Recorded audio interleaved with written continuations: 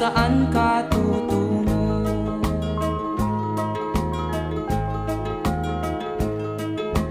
At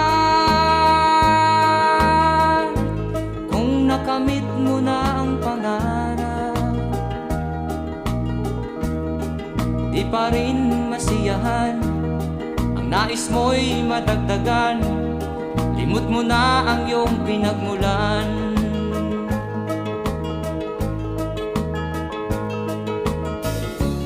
Bakit nga ba ganito? Ang tao'y walang kasiyahan.